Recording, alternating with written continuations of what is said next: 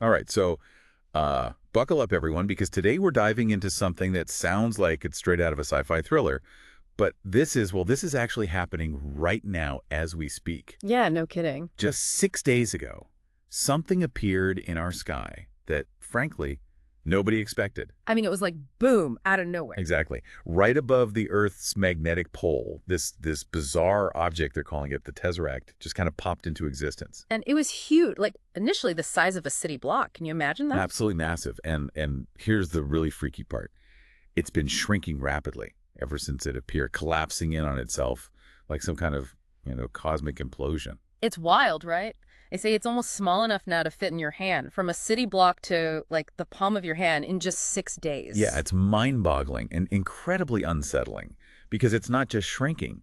The space around the Tesseract is warping too. Totally. There are all these spatial anomalies and curvatures, like the fabric of reality itself is getting distorted. And the scientists who are studying this, they're saying that if it collapses completely, well, it could have unbelievably severe consequences for our reality. They're talking about like fourth dimensional paradoxes. Like imagine our three dimensions of space and time getting twisted and tangled in ways we can't even begin to comprehend. It's like our whole understanding of physics just gets thrown out the window.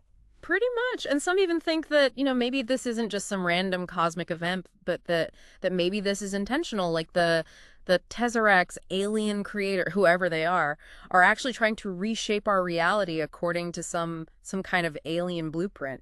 It's a pretty terrifying thought, but you know, thankfully humanity hasn't just been standing around with our jaws on the floor. No, not at all. Actually, the response has been pretty amazing. Absolutely. It's like in the face of this potential cosmic reset, all the usual divisions and squabbles, Yeah. they just kind of evaporated. Yeah, it's like the whole world realized, hey, we're all in this together, you Yeah, know? exactly. And the world's best scientists, engineers, thinkers, they've dropped everything and joined forces in this desperate attempt to understand and hopefully stabilize and even reverse what's happening with the Tesseract. It's this massive global collaboration, like something out of a movie, but, well, it's real, and the stakes couldn't be higher. So the central question we're going to explore in this deep dive today is, can humanity, can we actually figure out how to master this enigmatic Tesseract? Or are we just along for the ride with a potentially catastrophic ending? That's the big question, isn't it? And in this deep dive, we really want to break down what we know so far about the nature of this threat, what exactly this unprecedented human effort is trying to achieve, and how this complex stabilization process that they keep talking about, how it's supposed to work. Right. We want to give everyone listening a clear picture of what's at stake, what are the critical elements involved in this potential crisis, and how are they trying to navigate this incredibly delicate situation. We're going to try and lay it all out there. All right, so first things first, let's rewind back to 6 days ago when this whole thing began. So the Tesseract, it just appeared right out of the blue above the magnetic pole, and it was massive. Yeah, and it's been shrinking rapidly ever since, like collapsing in on itself. And the really, really unsettling part is what a complete collapse could mean. Right, we're talking about these fourth dimensional paradoxes, which, I mean, it's like trying to imagine a color that doesn't exist. It's so outside our normal experience. Yeah, think of it this way. Like, imagine you have a flat piece of paper, a two-dimensional world, and then a three-dimensional object passes through it. Like a sphere, right? Yeah, exactly, a sphere. So the creatures living on that flat piece of paper, all they would see is this strange shape that appears out of nowhere, changes, and then disappears, defying all their understanding of their 2D world.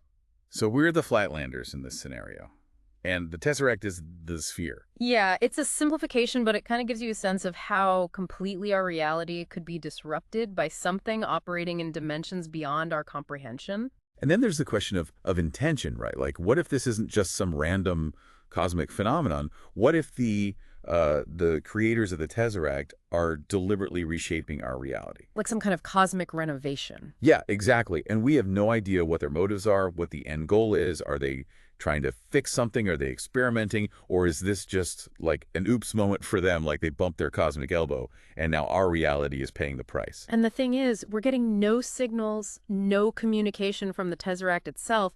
It's just this silent, shrinking, reality-bending enigma. Which makes it all the more unnerving, right? But the good news is humanity, Well, we're not taking this lying down. And the response has been incredible, like truly a global coming together of minds. Oh, yeah. This isn't just a bunch of scientists huddled in a lab somewhere. This is everyone, every country, every discipline working together. All hands on deck. And the main objective, as far as we understand it, is to stabilize the Tesseract, to somehow stop it from collapsing completely. Because, well, a complete dimensional collapse, that's pretty much game over for Earth as we know it. And this is where it gets really fascinating because the way they're trying to stabilize this thing, it's unlike anything, anything I've ever heard of. It's pretty wild, right? The source material, it uses this analogy of a game, like a really complex game involving collecting sets of colored and numbered elements. Like a board game or something. Kinda, but imagine a board game where the stakes are like the existence of reality. High stakes indeed. So tell me more about these elements. What are they exactly? Well, nobody knows for sure, but they think these elements could be like fundamental particles or energy signatures emanating from the Tesseract itself. So like the building blocks of the Tesseract, but somehow they can manipulate them. Exactly. And to stabilize the Tesseract, they need to collect these elements and create specific combinations. Kind of like forming sets in a card game. Okay, so what are the rules of this cosmic card game? So, to form a valid set, you need at least 3 of these elements, and they have to meet 2 specific conditions at the same time. So it's not enough to just have 3 of any random elements. Nope, the first condition is color. The elements in a set all have to be the same color, or they all have to be different colors. Okay, so like 3 red elements or 1 red, 1 blue, and 1 green. Exactly, but there's a second condition too.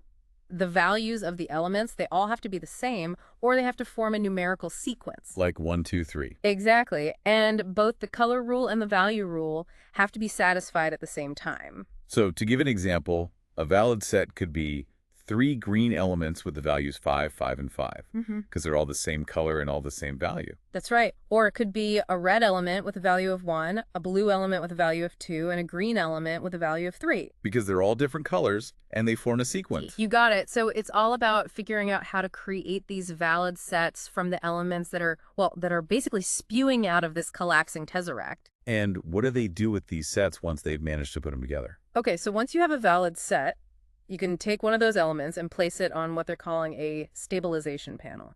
A stabilization panel, what is that, like some kind of control board? We're not exactly sure, but it seems to be the key to, well, stabilizing the Tesseract. And it has 24 slots. And the ultimate goal, the win condition, if you will, is to fill all 24 slots with one element of each color and each value. So, like a perfect representation of all the possible elements. Exactly. It's like solving a cosmic puzzle where each piece has to fit perfectly, and the consequences of getting it wrong are, well, unimaginable. I mean, it sounds incredibly precise. Like, how do they even know this is the right way to go about it? That's the thing, right? We're talking about an object that operates on principles that are completely alien to us, and they're trying to figure this out on the fly with the clock ticking. And while they're trying to figure out this complex puzzle, the Tesseract is still shrinking, still collapsing. Which leads to another major problem. They're calling it trillany, which translates to rifts, basically tears in space-time. Oh, that sounds lovely.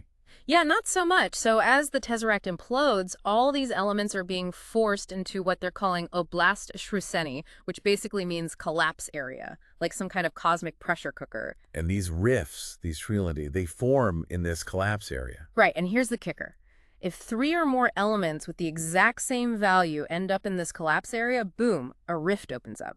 And what happens when a rift opens? Well, the source material is very clear about this. If 7 of these rifts form, it's game over, planetary destruction. So it's not enough to just focus on building those stable sets for the stabilization panel. They also have to actively manage this collapse area, make sure these rifts don't form. Yeah, it's like they're juggling chainsaws while trying to solve a Rubik's Cube blindfolded, with the fate of the world hanging in the balance. So how are they trying to stop these rifts from forming? Do they have any tools or techniques to deal with this? They've figured out a few ways to mitigate the risk. One is they can actually change the values of elements that are already in the collapse area, kind of like tweaking the numbers. So like if they see 3 elements with the value of 4 about to form a rift, they can change one of them to a 5 or something. Exactly. Anything to break up that dangerous cluster of identical values. And they can also completely annihilate an element with a value of 1 that's in the collapse area. So like a last resort, just get rid of the problem element. Yeah, think of it like a safety valve. And here's another interesting connection. When they successfully place an element onto the stabilization panel, they can choose to annihilate an identical element from the collapse area. So every step forward on the stabilization panel can also help clear out the collapse area. Right, it's like a two-for-one deal, which gives them a strong incentive to make progress on that main puzzle. But of course, it can't be that simple, right? There has to be another wrinkle. There's always another wrinkle, and this one comes in the form of symboli udalasti, which translates to event symbols. Event symbols, what are those? Well, as the tesseract shrinks, it collapses layer by layer, and as each layer disappears, it reveals these event symbols. And the bad news is they always trigger some kind of negative event, and they trigger immediately. So it's like the Teserakt is fighting back, throwing obstacles in their path every step of the way. Pretty much. And these events, they can range from mildly annoying to absolutely catastrophic. Give me some examples, like what kind of nasty surprises are we talking about here? Well, there's ZRY Seleni, which means acceleration, and that one immediately destroys a key collapsing element, making the tesseract disappear even faster. So like speeding up the countdown clock, that's not good. Nope, not at all. Then there's Pusleni, which means strengthening, and this one takes an element in the collapse area and basically rerolls its value. So it could become more stable, or it could become even more dangerous, right? Right. Exactly. It's like playing roulette with the fabric of space-time, and there's Etuzova reaxi, which means chain reaction, and this one triggers another immediate collapse of a key element, potentially setting off even more of these negative event symbols. So like a cascade of bad news. Wonderful. And then we have Etupani, which means fission, and this one's a real head-scratcher. A key collapsing element vanishes completely, but then an element that they had previously annihilated, like sent to the cosmic recycle bin, reappears back in the collapse area. So a problem they thought they dealt with comes right back to haunt them. Great. Yeah, it's like the Tesseract is toying with them, and then there's VLNA EMP, which means EMP wave, and this one disrupts most of their ongoing stabilization efforts by scrambling the elements they've been working with. Like a cosmic EMP blast, messing up all their careful planning.